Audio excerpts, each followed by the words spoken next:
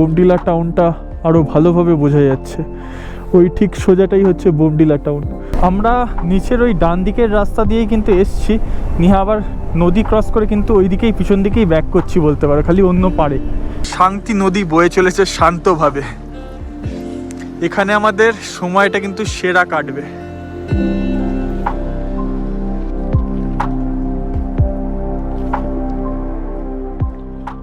Very good morning everyone. তোমরা যারা last এপিসোডটা দেখেছো তারা তো জানো আমরা শিলিগুড়ি থেকে এসে পৌঁছেছিলাম এই আসামের ঢেকিয়াজুলিতে। তেজপুর থেকে কিছু কিলোমিটার পিছন দিকে আমরা আছি। আর আজকে আমরা অরুণাচলে এন্টার করতে যাবো। আমরা আইএলপি কিন্তু বানিয়ে নিয়েছি, আমাদের বিক্রম ভাইয়ার থেকে বানিয়েছি। ডেসক্রিপশানে আমি মোবাইল নাম্বার দিয়ে দেবো। আর আইএলপি তোমরা অনলাইনেও বানাতে পারো, সেই ডিটেলসগুলো তো সবই দেবো। আজকে আমরা দিরাঙের সাংটি ভ্যালি যেতে চলেছি। আর এই মুহূর্তে সকাল 6:30 বাজে। দেখে নাও খুব সুন্দর কিন্তু সানরাইজও হয়ে গেছে। আর একটু এখনও পুরোপুরি আলো হয়নি, আমাদের যেতে যেতে ফুটে যাবে। আজকে মোটামুটি আমাদের একটা 8 ঘন্টার জার্নি রয়েছে, 7 ঘন্টা 8 ঘন্টার। তো ওই জন্য সকাল সকালই বেরোবো, 8টার ভেতর বেরোনোর টার্গেট রেখেছি। 6:30 বাজে এখন। আর 1.5 ঘন্টার ভেতর আমরা বেরিয়ে যাব। নিচে যাব, একটু লাগেজগুলো সেট করার আছে, নিয়ে মোটর ব্লগিং সেট আপে তোমাদের সাথে দেখা হচ্ছে। আজকের রাইডটা কিন্তু সেরা হতে চলেছে, সেরা ভিউ তোমাদের দেখাতে চলেছি। ড্রোন শট থাকবে, তো পুরো ভিডিওটার সাথে জুড়ে থেকো, আশা করি তোমাদের সবার ভালো লাগবে। তো চলো তাড়াতাড়ি ফটাফট রেডি হয়ে নিয়ে মোটর ব্লগিং সেট আপে দেখা হচ্ছে। 8:20 বাজে আর আমরা ঢেকিয়াজুলি থেকে বেরিয়ে গেলাম। আমাদের বন্ধুদের বাড়ি থেকে বেরোলাম, ভেবেছিলাম তো 8টার ভেতরে বেরোবো, কিন্তু লেট হয়ে গেল। তবে এবারে ভাগ্য ভালো, বেশি লেট হয়নি, অল্পই একটু লেট হয়েছে টাইমের তুলনায়। ঠিকঠাক টাইমেই মোটামুটি বেরিয়েছি। আজকে আমরা বালিপাড়া হয়ে ভালুকপং বর্ডার হয়ে আমরা কিন্তু অরুণাচলে এন্টার করতে চলেছি। সেরা তোমাদের ভিউ দেখাবো, পুরো ভিডিওটার সাথে জুড়ে থাকবে। অলরেডি আইএলপি বানিয়ে দিয়েছি বিক্রম ভাইয়াকে ফোন করে। আমি নাম্বারটা ডেসক্রিপশানে দিয়ে রাখছি, তোমরাও ওখানে ফোন করতে পারো। তোমরা যদি ভালুকপং বা বালিমু চেকপোস্ট দিয়ে আসো, তোমরা ফোন করে ডকুমেন্টস পাঠালেই কিন্তু বানিয়ে দেবে, 150 টাকা করে নেবে। আমি ডেসক্রিপশানে দেখো নাম্বার দিয়ে রাখছি। তো চলো এখানে আর বেশি কথা এগোচ্ছি না, সোজা আমাদের ভালুকপংয়ের দিকে রওনা দিয়ে দিই।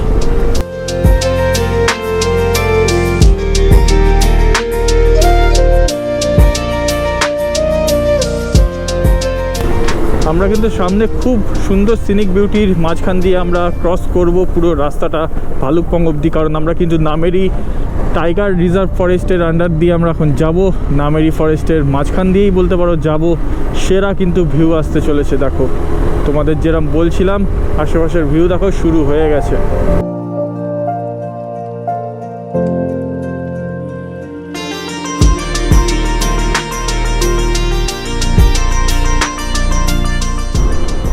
আমার ডান দিকে যে নদীটা দেখছো এটা হচ্ছে কামিং নদী। এটা কিন্তু অরুণাচল প্রদেশ থেকে আসছে, নিয়ে কিন্তু ভালুকপং হয়ে কিন্তু আসামে এন্টার করছে। এই নদী কিন্তু আমাদের দিরাং অবধি সঙ্গে থাকবে, তোমাদের এই নদী কিন্তু দেখাতে থাকবো।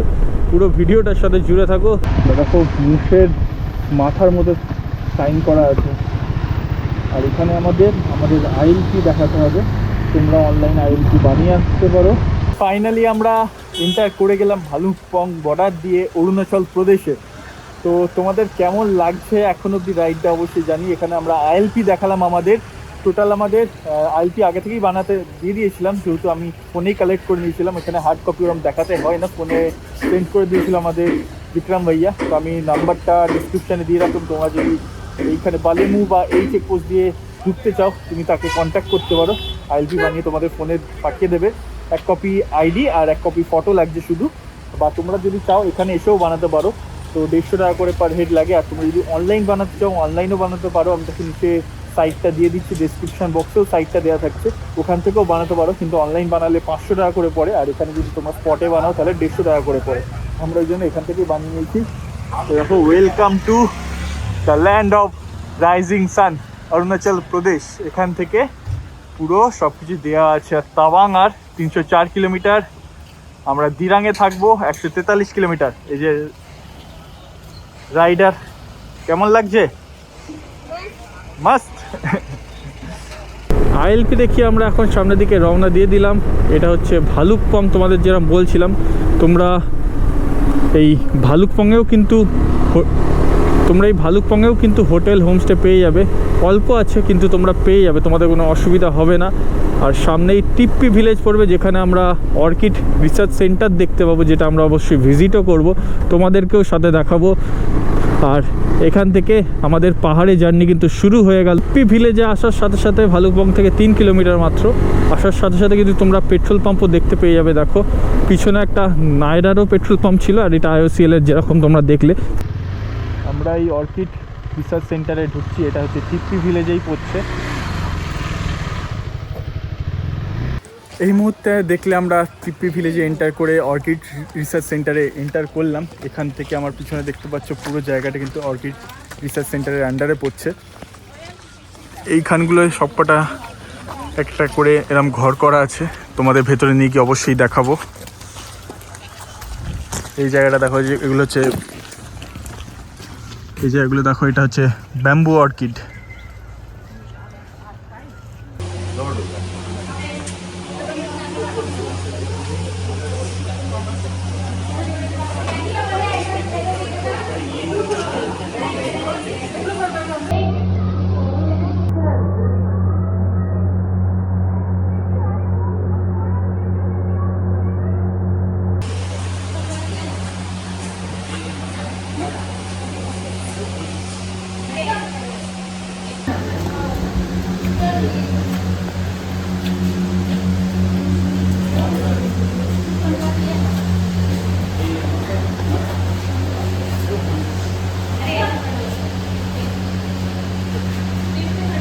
কেমন লাগছে? ভালো। অরুণাচলে ঢুকলাম, ক্লিয়ার ওয়েদার পাচ্ছি। হ্যাঁ, পুরো ট্রিপটা এরম থাকলেই ভালো। এই মুহূর্তে আমরা ওই অর্কিড রিসার্চ সেন্টারের ভেতরে ঘোরার পরে, সব কিছু দেখার পরে এখন যাচ্ছি রিভার ভিউটা দেখতে। ঠিক এখানে রিসার্চ সেন্টারের সব অর্কিডের রুমগুলো ছিল, ল্যাবগুলো, আর আমরা এখন এই সামনেটায় যাচ্ছি।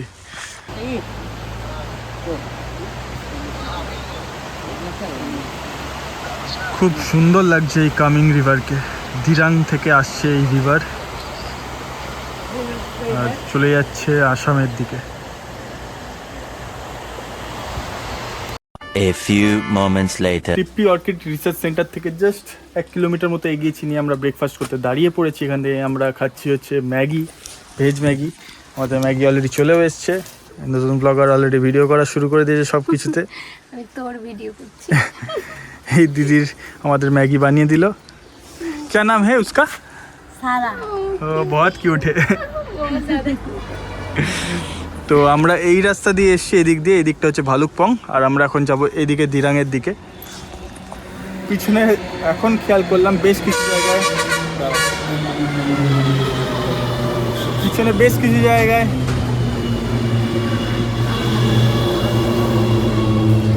এখন খেয়াল করলাম পিছনে বেশ কিছু জায়গায় না গোপ্রোতে অডিও রেকর্ড হয়নি, কারণ একটু মাইকটা প্রবলেম করেছে। এবার থেকে ঠিকঠাক হবে। তো পিছনে চেষ্টা করেছি যেটুকু ক্লিপ পেয়েছি তোমাদের সাথে শেয়ার করার, যেখানে যেখানে অডিও আছে বাকিটা মিউজিক দিয়েই করে দিয়েছি, ওই জন্য একটুখানি ক্ষমাপ্রাপ্তি। কিন্তু সামনে থেকে তোমাদের সেরা সেরা ভিডিও আসতে চলেছে, এটুকু কথা দিচ্ছি। এই ম্যাগিটা আমরা খাবো, নিয়ে ফটাফট বেরিয়ে যাব। কেমন লাগছে এখন অবধি? মাস্ত, মাস্ত। গরম, একটু গরম লাগছে। গরম তাও ঠিক আছে, ওয়েদারটা খারাপ না পেলেই হতো। হ্যাপি। ওই দেখ। বকম বকম বকম বকম, এই তো আমার কাছেই চলে এলো রে, চলেও গেল। এখানে একটা ডগেজ ভাই, এখানে একটা ডগেজ ভাই, এখানে একটা মিয়াও ভাই, ওই হাই তুললো। 11:52 বাজলো, আর আমরা এখান থেকে ব্রেকফাস্ট করে বেরোলাম এখন সামনে দিরাংয়ের দিকে, দিরাংয়ের উদ্দেশ্যে। একটু গরম করছে, কিন্তু যেই আবার চালাতে শুরু করব ঠান্ডা হাওয়ায় আবার ওয়েদারটা ভালোই লাগবে। এখন থেকে তোমাদের সেরা সেরা ভিউ দেখাতে চলেছি, তো পুরো ভিডিওটার সাথে জুড়ে থাকো, তোমাদের কিন্তু সেই মজা আসতে চলেছে আজকের ব্লগটায়।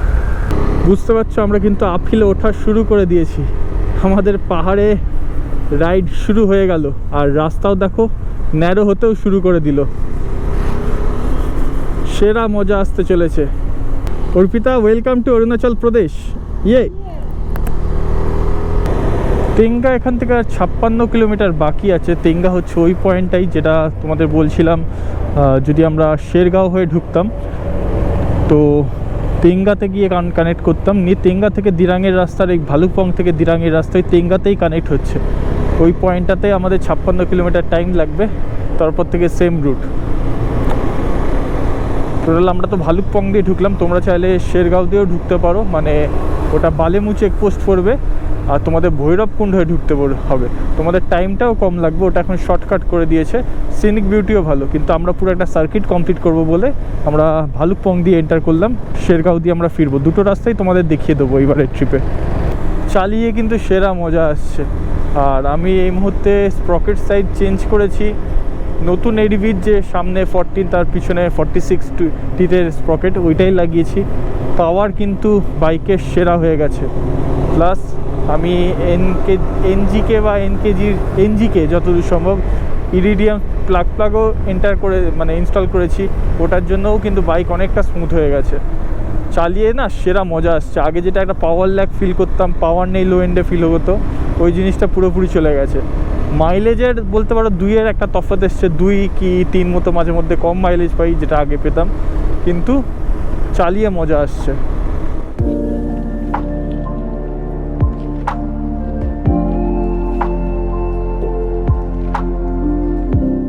নতুন একটা টানেল আমরা ক্রস করছি এখন।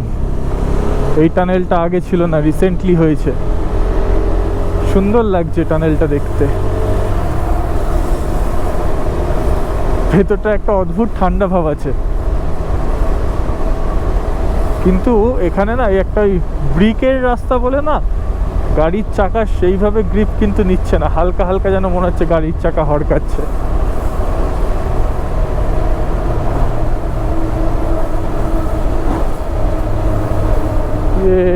বেরোতে চললাম টানেল থেকে। খুব সুন্দর কিন্তু লাগছে ওয়েদারটাও, নেচারটাও, আর এই রাস্তাও। তোমাদের এখনও যদি এই ভিডিওটা এখনও অবধি ভালো লেগে থাকে তাহলে অবশ্যই একটা লাইক করে দিও, কমেন্ট করে জানিও কেমন লাগছে।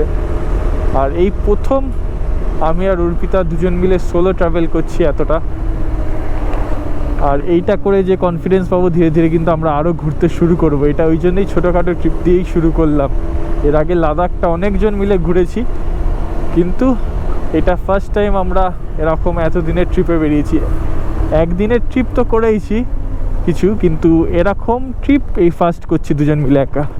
ঠিক বাঁ দিকে দেখো একটা সুন্দর বৌদ্ধ স্তূপা বা মন্দির টাইপেরই কিছু একটা করা আছে। প্রথমবার যখন এসেছিলাম তখন এটা কনস্ট্রাকশনের কাজ হচ্ছিল, কনস্ট্রাকশন চলছিল। তোমাদের ওপর থেকে যে বুদ্ধ মূর্তিটা, মানে মূর্তি বলছি, মন্দিরটা দেখাচ্ছিলাম, এখানেই ছিল, এটার উপরে ঠিক এইখানটায় আছে। আমরা এটা পুরো একটা রাউন্ড শেপে ঘুরবো এখন, নিয়ে নিচের দিকে নামবো। এখন ওপর দিকে আছি, দেখতে পাচ্ছ তো, কিছুক্ষণে আমরা নিচের দিকে নেমে যাব। এখানে ফার্স্টে ভেবেছিলাম একটা ড্রোন শট নেব, তারপর এখানে যেরকম ওয়েদারটা, মানে এত আলো হয়ে আছে আর একটুখানি না একটু হেজ ব্যাপার হয়ে রয়েছে, তো ড্রোন শট সেভাবে ভালো আসবে না। ওই জন্য আর এইটুকুনির জন্য ড্রোনটা তুললাম না। তবে সামনে আজ সাংটি ভ্যালিতে গিয়ে ভালো তোমাদের ড্রোন শট দেখাবো অবশ্যই। আমরা এই ওপরের রাস্তা দিয়েই কিন্তু এসছি, বুঝতে পারছো কীরকম এদিক ওদিক বেঁকে বেঁকে আমরা এসছি। ওই উঁচু থেকে এসছি, মোবাইল বলছি, নেটওয়ার্ক টাওয়ারটা আছে ওইরকম জায়গা থেকেই আমরা এসছি। কিন্তু সেরা ভিউ কিন্তু এই রাস্তাটা। তোমরা অবশ্যই এই সার্কিটটাই কমপ্লিট করো, একটা দিক দিয়ে এসো, একটা দিক দিয়ে ফেরত যাও, তবেই তোমাদের বেশি মজা আসবে। দেখো এটা হচ্ছে তেঙ্গা রিভার। আমরা কিন্তু এখন কামিং রিভারের পাশ দিয়ে যাচ্ছি না, কামিং নদী দিয়ে যাচ্ছি না, এখন এটা তেঙ্গা নদী আমরা ক্রস করছি। এটাই আমরা ওই দিক দিয়ে এলাম, এখন নদীর ওই পারে চলে যাচ্ছি। আর সামনে বোর্ড রয়েছে, এখান থেকে দেখে তোমাদের বলে দিচ্ছি দিরাং আর কত কিলোমিটার বাকি আছে। তেঙ্গা ভিলেজ হচ্ছে 15 কিলোমিটার, বোমডিলা 34, দিরাং এখনও 77 কিলোমিটার বাকি, আর তাওয়াং 210। মোটামুটি আমাদের তার মানে জার্নি ওই 80 কিলোমিটার মতো এখনও বাকি আছে সাংটি ভ্যালি, যেটা ওই 2.5 ঘন্টা মতো টাইম লেগে যাবে আমার আন্দাজ। এই যে মন্দিরটা দেখছো, এটা হচ্ছে নাগ দেবতা মন্দির। এই নাগ দেবতা মন্দিরেরও একটা কিন্তু স্টোরি আছে। অ্যাকচুয়ালি এখানে যতবার রাস্তা তৈরি প্রথমের দিকে কাজ হতো, যেটুকুনি আমার জানা আছে এই স্টোরিটা, প্রত্যেকবার মানে এত ল্যান্ডস্লাইড হতো, প্লাস এই জায়গাটায় সাপের উপদ্রব প্রচুর বেশি ছিল, তো ওয়ার্কাররা কোনোভাবে কাজ কমপ্লিট করতে পারতো না। তারপর এখানে এই মন্দির স্থাপন করে পুজো দেওয়া হয়, তারপরে এই রাস্তা বানানোর কাজ কিন্তু কমপ্লিট করা সম্ভব হয়েছিল। তারপর থেকে এখানের এই মন্দির কিন্তু খুব জাগ্রত।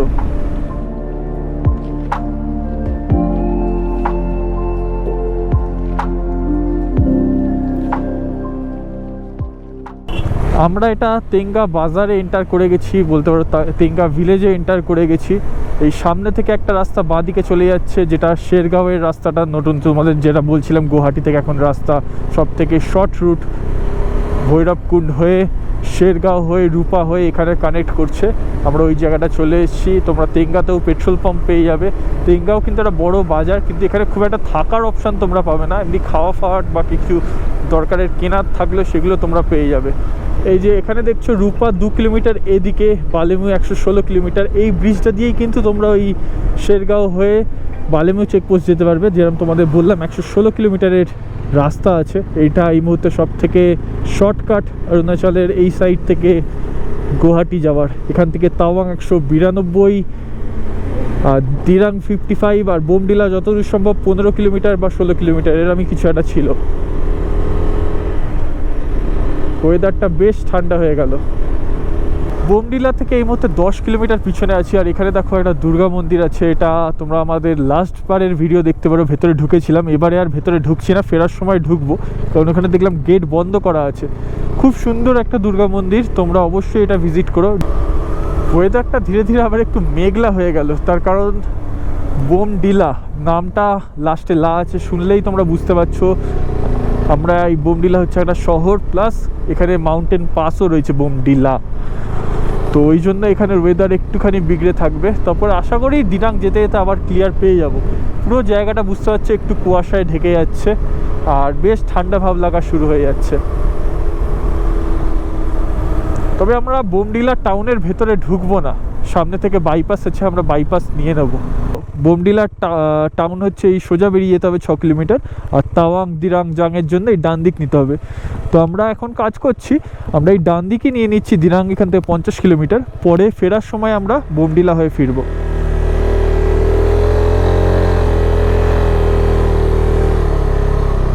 ডান দিক নিয়ে নিলাম। এখান থেকে দেখো দিরাং 47 কিলোমিটার দেখাচ্ছে, সেলা পাস 110, তাওয়াং 183, আর জাং 103 কিলোমিটার ছিল না? আমিও দেখি না ঠিক করে, আমার পিছনের জন্য দেখে না ঠিক করে। কি লম্বা লম্বা সিঁড়ি। এইটা হচ্ছে বোমডিলা টাউনটাকে মেন বাইপাস করে দিল। সামনে থেকে একটা ভিউ পয়েন্ট আছে, তোমরা বোমডিলা টাউনটা দেখতে পাবে। মেন বোমডিলা টাউন ঘুরে আবার যেখানে শেষ হচ্ছে ওইখানেই এই রাস্তাটা তুলছে।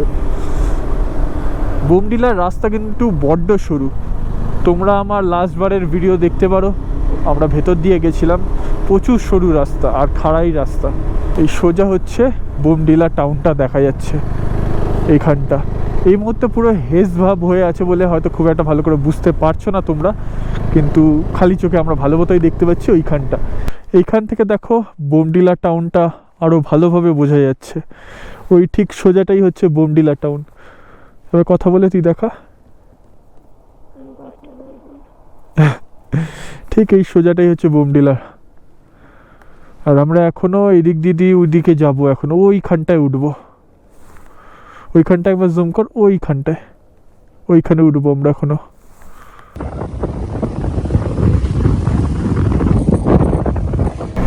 এই বাঁদিকের রাস্তাটা দেখছো, এটা হচ্ছে বোমডিলা টাউনে ঢুকছে। আমরা যদি বোমডিলা দিয়ে আসতাম এখানেই কানেক্ট করতাম।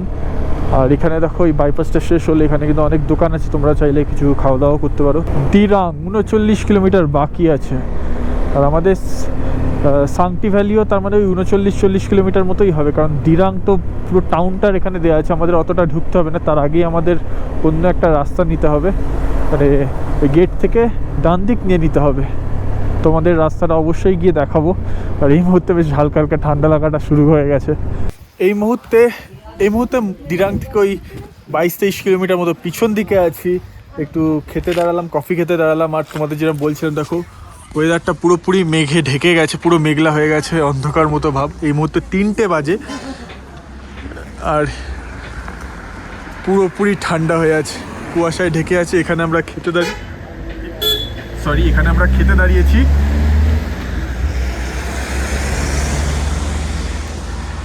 কিরম বিচ্ছিরি একটা ওয়েদার হয়ে গেল, এতক্ষণ কি সুন্দর সানি ওয়েদার ছিল, আর আমাদের এখন এইখান দিয়ে ওইদিকে যেতে হবে।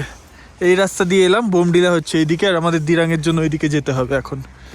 আর এখানে দাঁড়িয়ে আছে আমাদের বাইক, সেরা পারফরমেন্স দিচ্ছে, সেরা চালিয়ে সেরা মজা আসছে। অলোকে আছে, সব ঠিক, ব্যাস। এখান থেকে আমরা এগ ফ্রাইড রাইস অর্ডার করেছি 1 প্লেট, আর 2টো ব্ল্যাক কফি, কারণ অনেকক্ষণ ধরে কিছু খাইনি। ভেবেছিলাম দিরাঙে গিয়ে খাবো, কিন্তু একটু লেট হয়ে গেল আমাদের, অলরেডি দিরাং ঢুকতে 4:30 বেজে যাবে। তো একেবারে এখান থেকে খেয়ে ঢুকছি, আবার সন্ধ্যেবেলা ওখানে কিছু স্ন্যাক্স খেয়ে নেবো। খেতে পেয়ে গেছিল। আমাদের কফি এসে গেছে, ব্ল্যাক কফি, আরেকজন এই যে খাচ্ছে। একটু শরীরটা ডাউন লাগছে ঠান্ডার জন্য মেয়েটার। কেরা ম্যা করলো রে ওইদিকে, ওই যে ওইদিকে আমার বাইকটার পিছনে আছে, আর মুখ বাড়াচ্ছেন ওই যে। ফ্রাইড রাইসটা ফার্স্টে দেখে ভাবছিলাম অনেক রিচ হয়তো, কিন্তু সেরা খেতে হয়েছে, হালকা, পুরো কালারটা এরকম কিন্তু পুরো হালকা। কেমন লাগছে খেতে ফ্রাইড রাইসটা? বেশ ভালো, একটু অন্যরকমই স্বাদ, পাহাড়ে এসে গেছি মনে হচ্ছে সত্যি। সাথে পাঁপড়ও দিয়েছে ফ্রাইড রাইসের সাথে।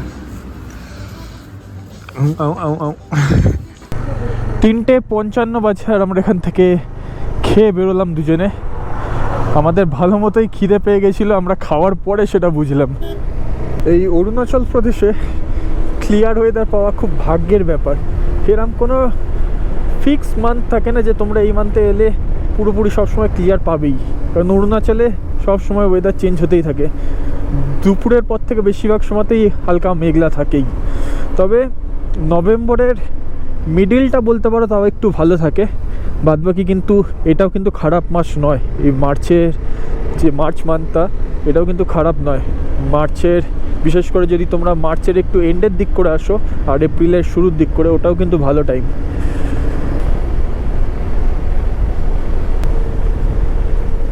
আমরা প্রায় দিরাং এন্টার করতে চললাম। মান্ডালা এখান থেকে 28 কিলোমিটার, সামনে থেকে বাঁদিকের রাস্তা আছে, আর দিরাঙের মেন সিটিটা 6 কিলোমিটার দূরে আছে, কিন্তু আমরা সামনে থেকে অন্য রাস্তা নিয়ে নেবো সাংটি ভ্যালির দিকে। আমরা এখানে অবশ্যই দাঁড়াবো, ফটোও তুলবো।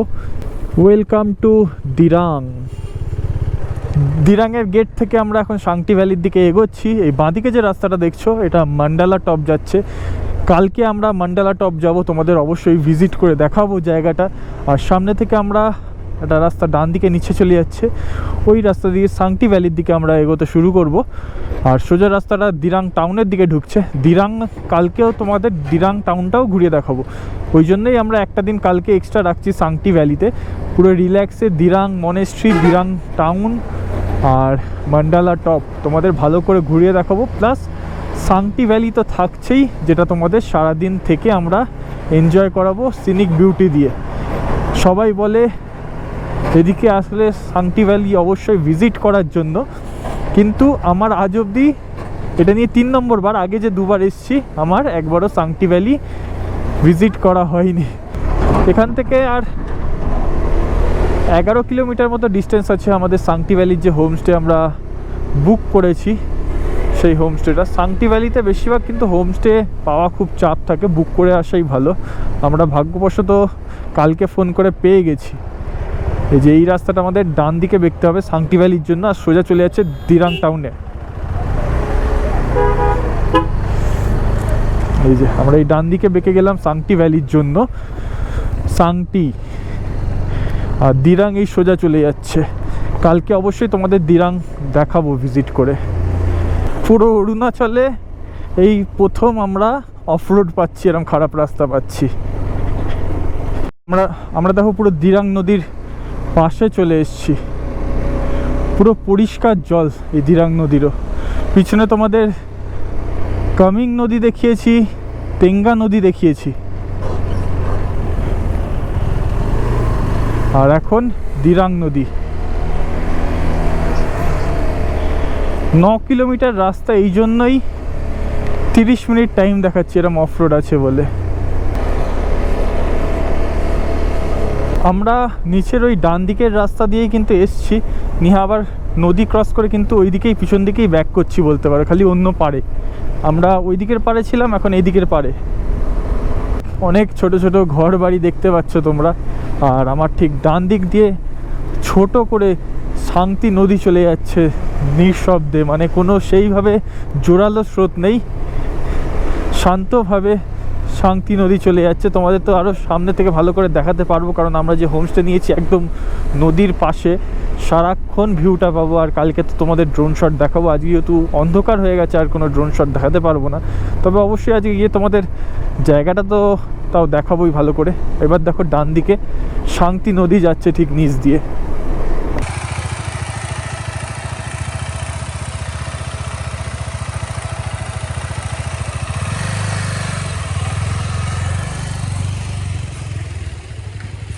এটা আমাদের হোমস্টে। আমরা এন্টার করে গেছি আমাদের হোমস্টেতে। কটা বাজে এখন একবার দেখিয়ে দে। 5:03 বাজে।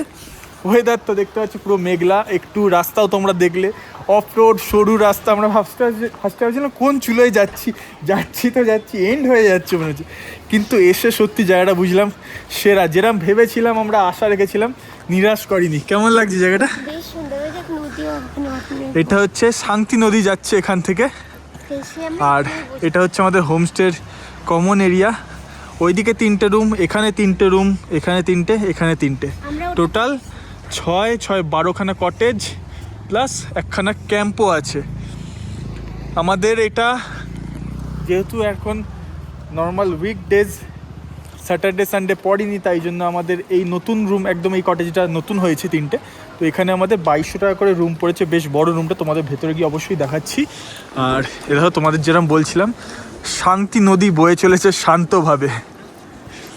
এখানে আমাদের সময়টা কিন্তু সেরা কাটবে।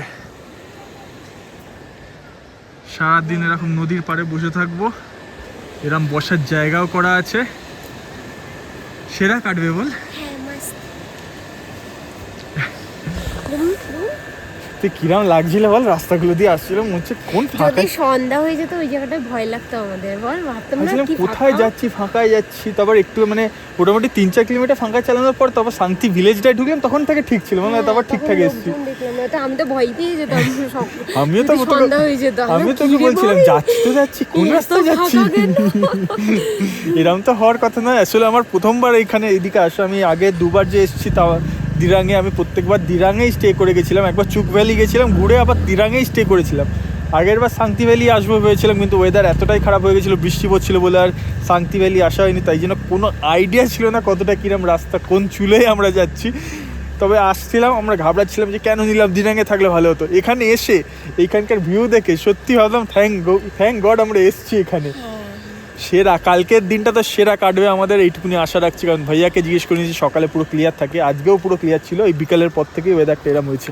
তো চলো তোমাদের ভেতরে নিয়ে গিয়ে রুমটাও দেখিয়ে দিই। এটা হচ্ছে আমাদের কটেজ, একদম নতুন হয়েছে এই কটেজটা, ভাইয়া বললো। এই 3টে কটেজই আর কি পুরো নতুন হয়েছে।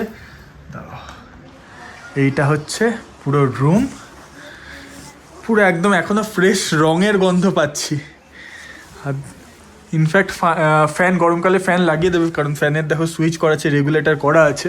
এই মুহূর্তে তো দরকার লাগছে না যেহেতু শীতকাল। আর দাঁড়াও, এখানে দেখো ফল সিলিংয়ের লাইটগুলোও সেরা লাগছে, কিন্তু সেরা লাগছে। এটা হচ্ছে আমাদের রুম। আর তোমাদের ওয়াশরুমটাও, টয়লেটটাও একবার দেখিয়ে দিচ্ছি। বাথরুমটাও দেখো, বেশ বড় বাথরুম আর পুরো পরিষ্কার, খুব সুন্দর ক্লিনভাবে মেনটেন করে রাখা আছে, কোথাও এক ফোঁটা নোংরা নেই। তোমাদের সেরা মজা আসবে এখানে যদি থাকো। বেডের পাশে প্লাগ পয়েন্টও পেয়ে যাচ্ছ, এখানে একটা প্লাগ পয়েন্ট, 2টো প্লাগ পয়েন্ট আছে, আর কি চাই। সন্ধ্যেটা আমাদের সেরা কাটতে চলেছে। জানি না কেন আমরা দুজন সব জায়গায় ঘুরতে গিয়ে বৃষ্টি নিয়ে চলি। এলাম, আসা অবধি ওয়েদারটা খুব ভালোর মধ্যেই গেল, মেঘ করে গেছিলো বিকেলের দিকে দেখলে, কিন্তু অন্তত আমরা মানে সে ঠিকঠাক আসতে পেরেছি, কোনো বৃষ্টি পাইনি। কিন্তু এখানে আসার পর থেকে জাস্ট চেঞ্জ করেছি, ভাবলাম সন্ধ্যেবেলা এখানে ভালো করে রিল্যাক্স করব, কিন্তু বৃষ্টি ভর্তি। তোমাদের এদিকটা ঘুরিয়ে দেখাচ্ছি, দেখো পুরো ভালো মতো বৃষ্টি হচ্ছে। আচ্ছা, এই না কী হয় আমাদের সাথে। আর এইদিকে এটা হচ্ছে আমাদের রুম, আর এখানে বাইকটা দাঁড় করানো আছে। আর আমাদের সন্ধেবেলা স্ন্যাক্স হচ্ছে অনিয়ন পকোড়া আর ব্ল্যাক কফি। এদিকে অর্পিতা বসে, আর এখানে আমি। ঠান্ডা লাগছে, এটা ওভার অ্যাক্টিং হয়ে গেল। না সত্যি ঠান্ডা লাগছে। এই মুহূর্তে একটু আগে অনেক লোকজন এখানে ছিল, যেহেতু বৃষ্টি পড়ছে আর ঠান্ডা পড়ে গেল না, ওই জন্য সব ভেতরে চলে গেছে। দেখো দেখা যাক কালকে কিরম আমরা ওয়েদার পাই।